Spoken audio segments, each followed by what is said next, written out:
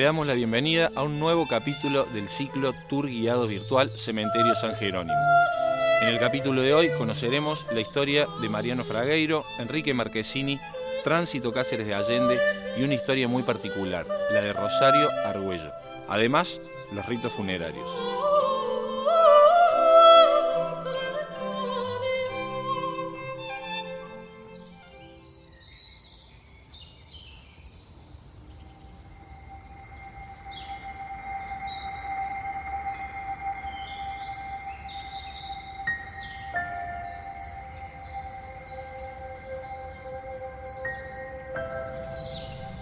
Los muertos están libres y están sueltos como animales. Los muertos están despiertos y no están domesticados. Tienen la vitalidad del niño perfecto y asesino. Tienen la saliva dulce del que vio al otro lado y se relame, del que ha padecido la plenitud del ausente y ha vuelto. Tienen la juventud del anciano que moja su cama con sangre infantil. El muerto de hace una hora murió hace siglos para él. El tiempo de los muertos tiene la densidad de un puente subfluvial que nunca avanza. Tiene el silencio subterráneo del embarazo y del ahogo. Los muertos quieren volver. No están domesticados con la palabra vegetariano. Están despiertos, golpean a las puertas del que les prometió un paseíto por el bosque. Un poco de vino de la tierra amarga en la copa más honda. Son inmunes y están locos. No es sueño ni ambición lo que los mueve. Están desordenados e insomnes. Tienen hambre y frío. Quieren vivir.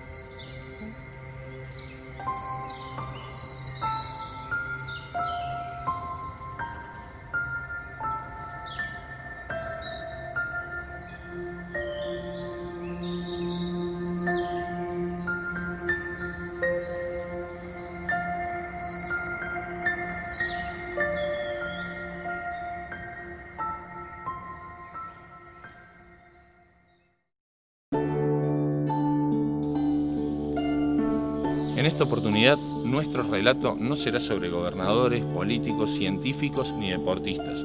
En todo cementerio existen otros tipos de cuentos, leyendas, mitos, personalidades que merecen ser rescatadas. En el cementerio San Jerónimo también existen, y hoy hablaremos entonces de la señorita Rosario Argüello.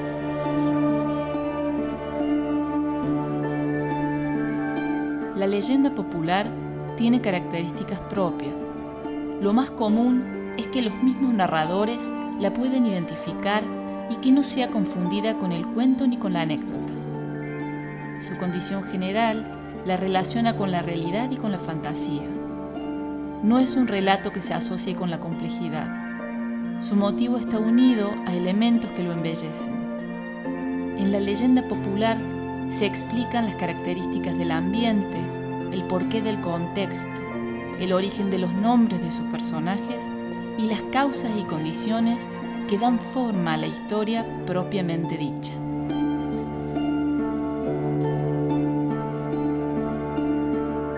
En esta particular construcción yacen los restos de Rosario Argüello, de 23 años, que falleciera el 12 de octubre de 1872 y que fuera construida por su futuro esposo. Sin embargo, esa boda nunca pudo concretarse, ya que una vez en la iglesia y con el vestido de novia puesto, Rosario fue alcanzada por un rayo que la fulminó de manera inmediata.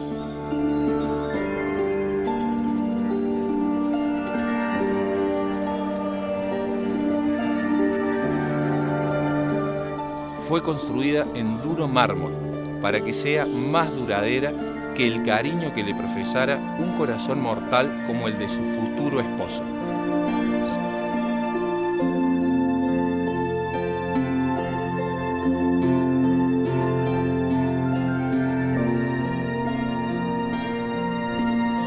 epitafio reza: acéptalo pues y duerme en paz bajo sus frías bóvedas. Está firmado por Antolín de la Peña.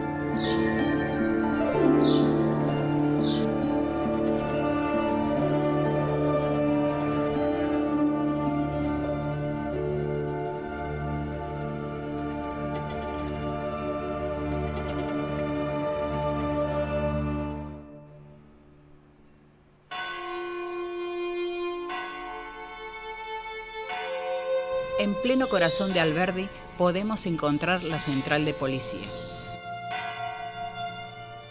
donde antes se encontraba el Mercado Cabrera, el más antiguo de la ciudad. Para llegar allí había que cruzar la cañada, donde nos encontrábamos con guadales, baldíos y calles llenas de tierra. Las casas se caracterizaban por ser humildes rancheríos. Era un lugar de reunión de pesados carruajes tirados por bueyes y caballos.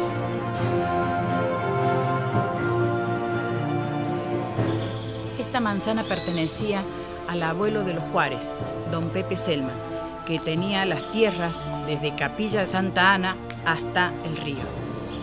En el año 1864, Eduardo Huergo compra esta manzana para instalar allí un mercado. En el año 1886 cambia su nombre por Mercado Cabrera. A partir de ese momento comienza a representar un punto de concentración comercial y social.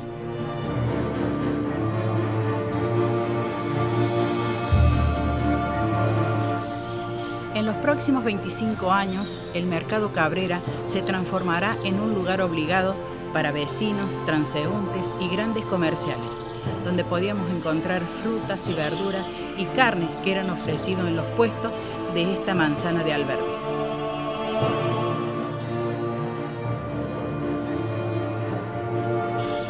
En 1909 se demuele el viejo edificio y comienza a edificarse el cuartel de bomberos de la ciudad, que funcionará allí hasta el año 1989. Momento en el cual cambia nuevamente su función. Desde ese año hasta nuestros días se ubica allí la actual central de policía.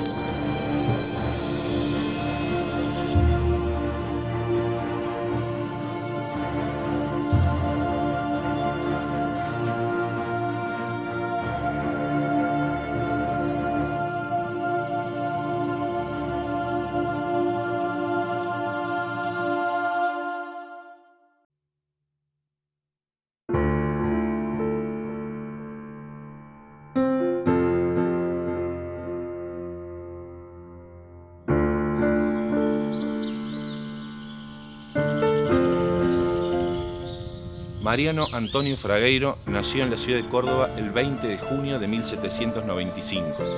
Adquirió una rápida y sólida educación cursando sus estudios secundarios en el Colegio Nacional de Montserrat y luego en la Universidad Nacional de Córdoba. A lo largo de su vida fue financista y un político argentino.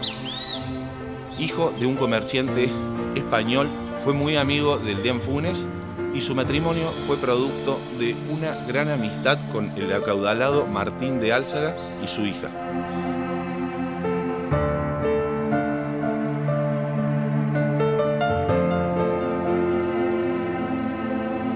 Con solo 30 años ya se encaminaba dentro del funcionariado político de la capital porteña al ser un joven integrante del recientemente fundado Banco de la Provincia de Buenos Aires por Bernardino Rivadavia.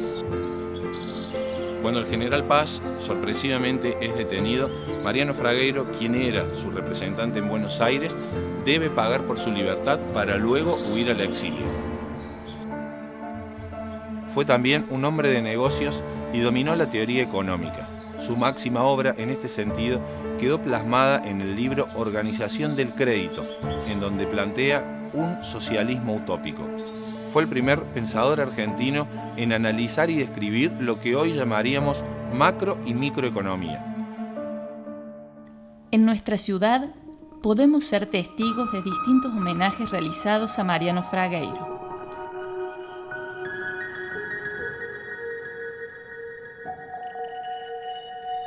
Entre ellos encontramos una calle que nace en el centro y corre en dirección norte cruzando el río, y además en la plaza principal de Barrio Alta Córdoba, una estatua de cuerpo entero hecha en Europa por la artista tucumana Lola Mora. Dicha estatua tiene la extraña particularidad de estar mirando hacia la calle que lleva su propio nombre, Mariano Fragueiro.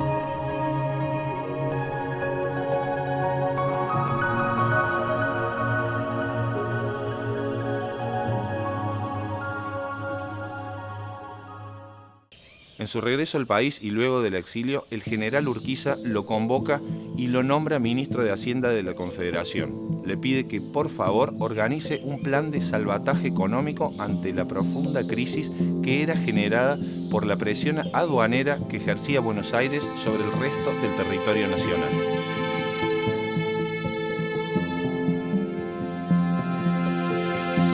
En 1858 es electo gobernador. Su gestión se caracteriza por ser un hombre mucho más de gabinete que de acción. Le tocó vivir una época en la cual el enfrentamiento entre unitarios y federales estaba en su punto de máxima tensión, y es por esto que se organiza una revolución para derrocar al gobernador Fragueiro. El 23 de febrero de 1860, mientras se dirigía hacia Santa Catalina, es atacado por un grupo de rebeldes que lo toman de rehén. Desde Córdoba, las tropas del coronel Carranza acuden en su rescate. En el momento que le están por dar alcance a los rebeldes, el jefe rebelde decide dejar a Fragueiro abandonado en un monte y seguir su rumbo hacia Catamarca. Luego de esta situación, Fragueiro no logra dar vuelta a la página y retomar su cargo. Se encontraba moralmente abatido.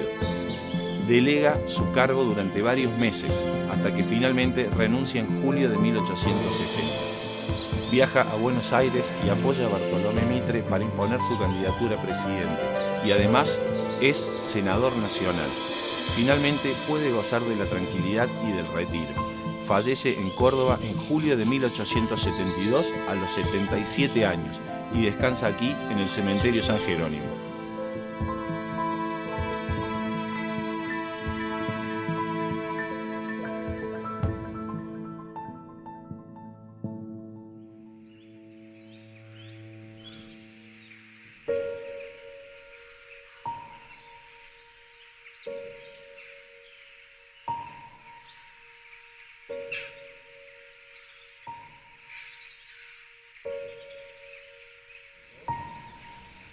María Hipólita Casiana del Tránsito Cáceres Martínez, o simplemente Tránsito Cáceres de Allende, nace en Córdoba el 13 de agosto de 1830. Fue una mujer que se dedicó activamente a la creación y fundación de hospitales y de casas de asilo en la ciudad.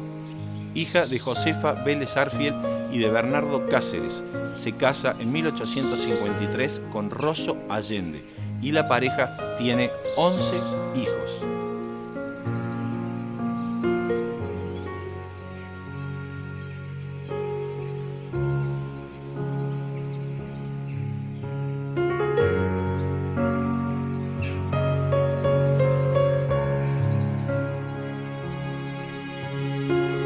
Fue 3 veces presidenta de la Sociedad de Beneficencia de Córdoba y por orden del gobierno administró los hospitales provinciales.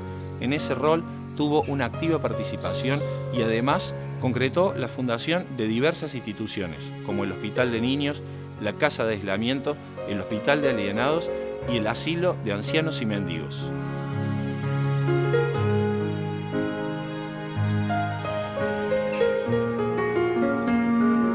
Junto al presbítero Pablo Cabrera, concretó la llegada y la radicación en nuestra ciudad de las Hermanas del Buen Pastor. A pesar de ser una mujer de la alta sociedad cordobesa y tener su situación económica resuelta, siempre se dedicó a la beneficencia y a las obras de caridad.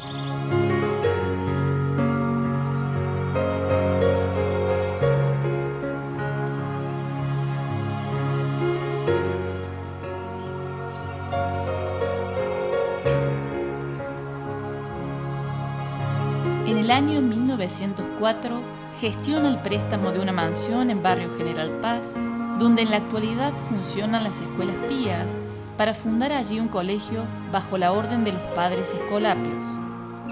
Muere el 9 de septiembre de 1916 y exactamente un año más tarde se coloca la piedra fundamental para la construcción de un hospital que llevaría su nombre en los terrenos ubicados en Barrio General Paz. Dicho hospital fue destinado al tratamiento de enfermos de tuberculosis y se instaura el 9 de septiembre como el Día del Tuberculoso en honor a su memoria.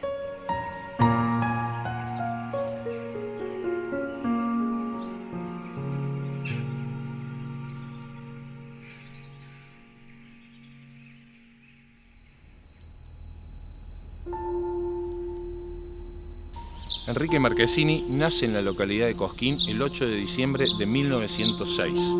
Cursa sus estudios primarios y secundarios en las flamantes escuelas pías y una vez radicado en la ciudad de Córdoba, su lugar para siempre será Barrio General Paz, más precisamente en la esquina de 24 de septiembre y Jacinto Ríos. La familia Marchesini tuvo 5 hijos y Enrique permaneció soltero y no dejó descendencia.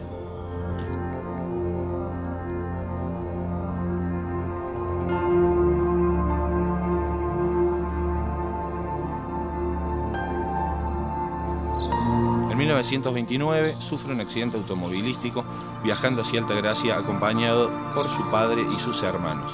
Como consecuencia de este accidente se quiebra una pierna, algunas costillas y sufre una subluxación en la cervical baja, lo que le produce una leve inclinación de la cabeza hacia adelante que lo acompañará de por vida.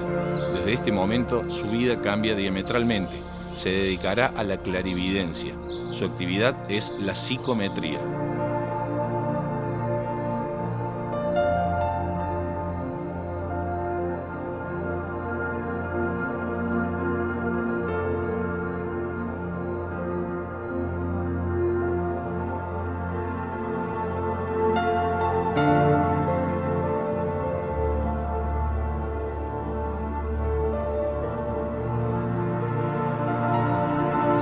Se convertía entonces en Enrique Marchesini, el psicómetra diplomado.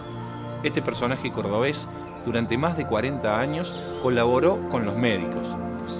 Desde lo científico y lo racional, carece de cualquier tipo de explicación. Eso sí, Marchesini nunca suplantó al facultativo diplomado, nunca recetó, nunca medicó y jamás hizo curaciones.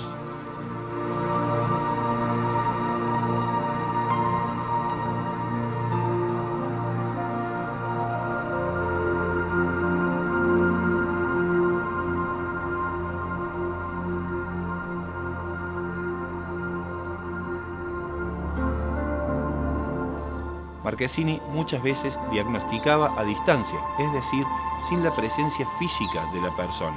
Bastaba con que pudiera tocar un objeto, una corbata, un pañuelo, una firma o un simple trazo de lápiz sobre una hoja de papel para poder descubrir de esa forma las dolencias de sus pacientes.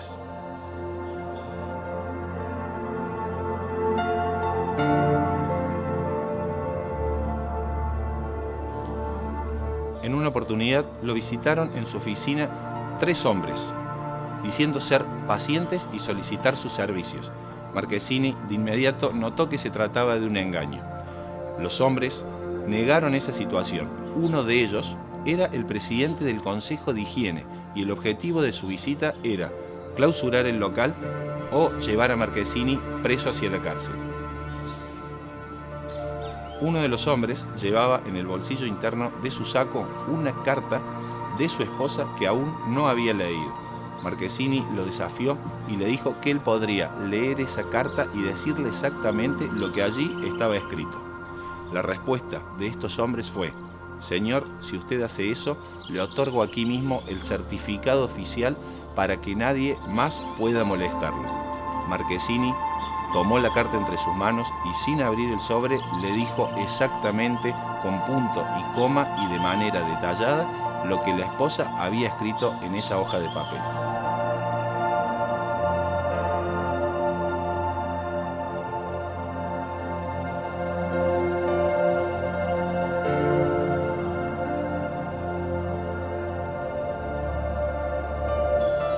Entre algunas de sus historias podemos contar la oportunidad en la que el tesorero del antiguo Banco Español solicitó sus servicios para poder recuperar la llave del tesoro que se había extraviado y sin la cual la institución no podía operar, o cuando su abuelo lo trataba de embaucador y Marchesini describió con lujo de detalles el contenido de un viejo baúl que había traído desde Italia y del cual él solo tenía la llave. Enrique Marchesini murió el 11 de diciembre de 1975 y descansa aquí en el cementerio San Jerónimo.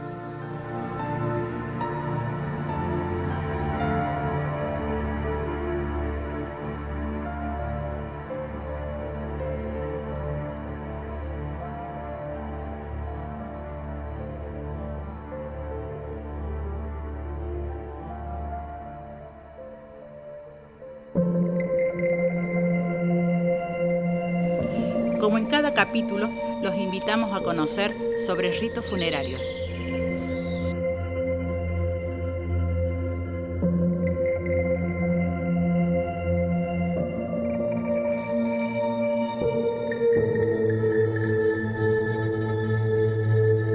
En los ritos funerarios de hoy hablaremos sobre la antigua Grecia.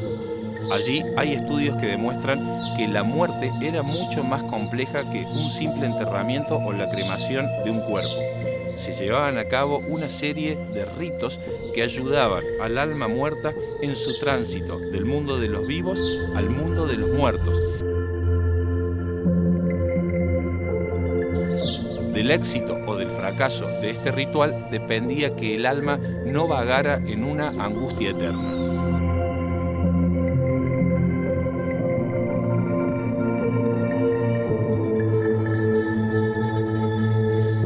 En este contexto, los griegos consideraban la muerte como un paso tan importante como el matrimonio o el nacimiento, ya que se encaraba un nuevo estatus.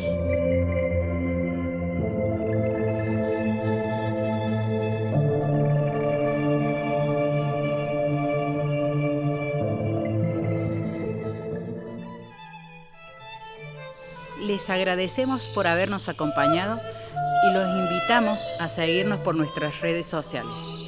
Será hasta el próximo capítulo.